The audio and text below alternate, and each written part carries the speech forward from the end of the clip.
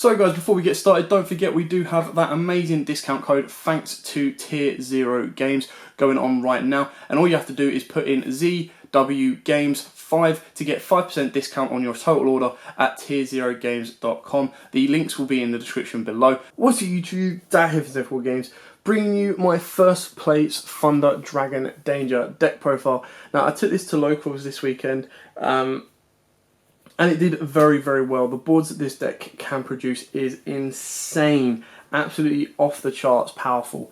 Alongside Colossus, which again is probably one of the most powerful fusion monsters around. What I'm going to do is I'm going to take you through the profile, show you what we've got and explain why we've got it. If you have any questions, put them in the comments down below. I've also done a quick combo video for this deck as well, and a kind of breakdown of what can stop this deck, what can slow this deck down, and what can cause this deck some issues. So please check that out. I'll put the link in the description down below.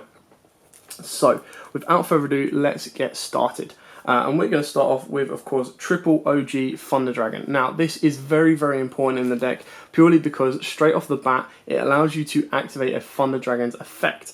Not to mention, it also adds you 2 more copies of itself from the deck. It increases your ability of successfully resolving a danger effect in hand. We then play 2 Thunder Dragon Darks. This card is what you want to be bringing off of your Thunder Dragon Raw. So Thunder Dragon Raw is what you want to be sending with Battery Solar Man. You banish your Thunder Dragon Raw to summon out Thunder Dragon Dark, which will then trigger Battery Solar Man's effect to give you a token, and by banishing it, you send it off of the white Eclipse. I keep calling them all Eclipses, but the white Dragon Wyvern Buster. We've then, speaking of which, play 2 Raw. This is obviously the card that when you banish it, summon out the Dark, you turn Dark into Colossus, and then Dark searches you out your 2 Hawks. You don't need any more than 2s of each of those. There's just no need for them at all. Moving on to the brand new card, Omni Dragon Brotor. Now I call it Brotara just because of a Dragon Ball reference, but I picked up this card just because I thought the artwork looked amazing. Turns out the card is very, very cheap. It's about £6 at this moment in time. It might have creeped up in price, but it is very, very useful in this deck because it can search out anything you want. It can pretty much search out, so I'll let you know, if a monster you control is destroyed by battle or opponent's card effect, you can special summon this card from the graveyard.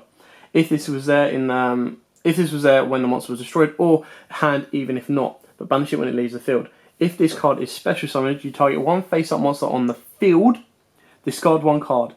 And if you do, add 1 monster from your deck to your hand with the same type and attribute as that target, but a different name. So that means you can search out Thanos as well, your Phantasme Dragon. You can also search out a Darkest Diablos. You can search out a Chaos Dragon at Levenir.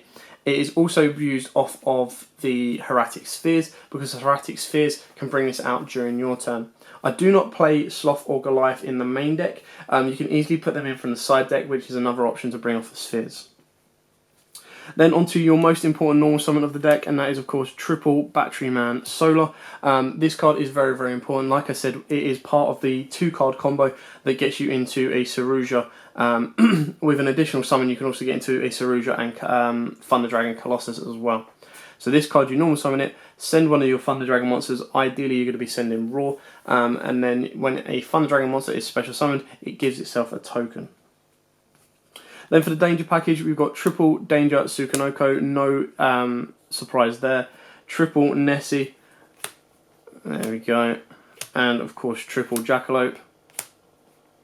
And then we finish off with the 1 Danger Bigfoot. This is just for another level 8. Ideally it's better going second, because if it does get discarded you get that nice pop effect. If not, you just want it for the extension of a level 8 to go into your rank 8 plays as well. Moving on to the Chaos Engine, of course, triple Chaos Dragon Levenir. This is incredibly powerful because the dangers are dark, your Thunder Dragons are light and dark, and it also allows you to either rip 1 from your opponent's hand or shuffle it back into the deck, making your first turn plays even stronger. It also lets you pop 2 cards on the field without targeting, and you can special summon 1 monster from your graveyard, again without targeting. So it allows you to either extend your plays, put your opponent at a disadvantage, or start to clear off your opponent's board. So it's got both first and second turn plays all in this one neat card, and it is easily searchable. We've got triple White Dragon Wyvern Buster. Again, very, very important in this deck. This is the other part of your 2-card combo that you move off of with your Battery Solar Man. And then, of course, it gets to search out its counterpart, its brother, Black Dragon Collapse Serpent. Now, I only play 2 of this because I don't really rely on this as heavily as the rest. There has been a couple of times where I would open up 2 of these, or I'd have one in grave and one in hand, and then my deck fin ability with the Wyvern Buster is at a disadvantage, but I really wouldn't want to put a 3rd in. There's just no need for me to do so through testing. And then finally we finish off with an Eclipse Wyvern. Obviously this one you can bring off of LP should you need to bring out a different dragon monster. This then allows you to banish your Chaos Dragon Levineer, which then lets you trigger off if you're able to banish your Black Dragon Collapse Serpent and you haven't used it this turn. You banish your Eclipse Wyvern, bring back your Levineer, and that is an easy way of searching it. Then we go for the remaining one-offs. So Armageddon Knight for your Foolish Burial alongside Dark Grepher for your nice normal special summon to get a Thunder Dragon Dark into the hand, or Thunder Dragon Roar into the grave should you need it to trigger off with your others.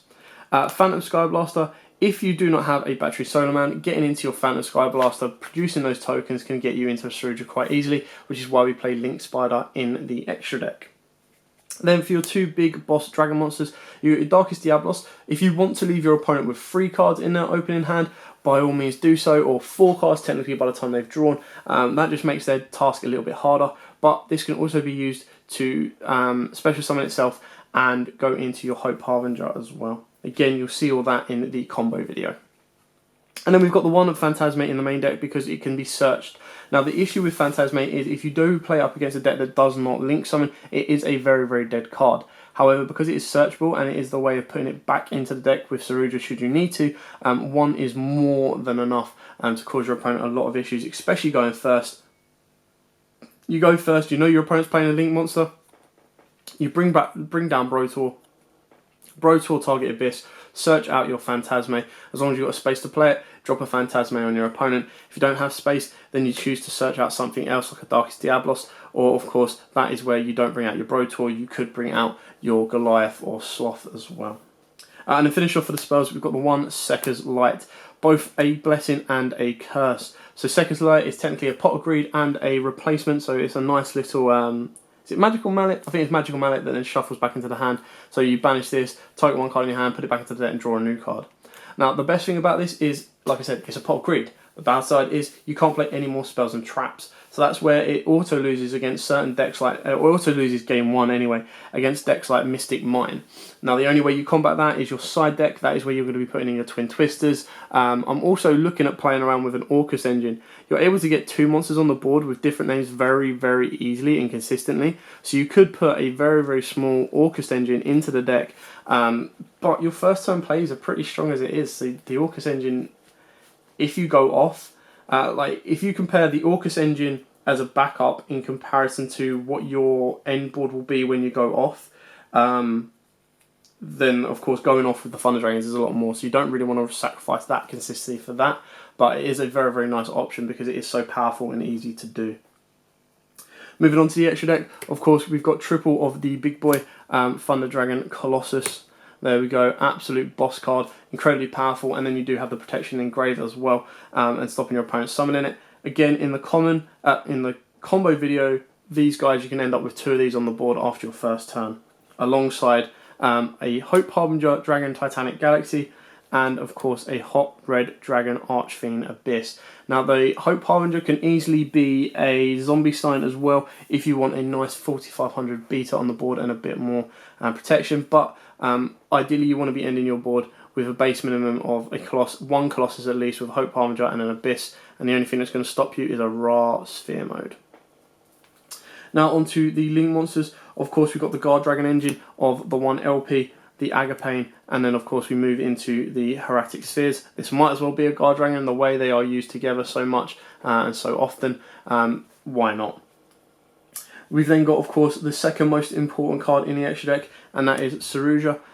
Playing this at 2, you can play it for 3 if you want. I've gone through 2, but by the time I've gone through 2, I've built up a board that my opponent can't break and I've won the game. So 3 you might not need to actually have, but it is very, very important and can cause a heck of a lot of issues for your opponent.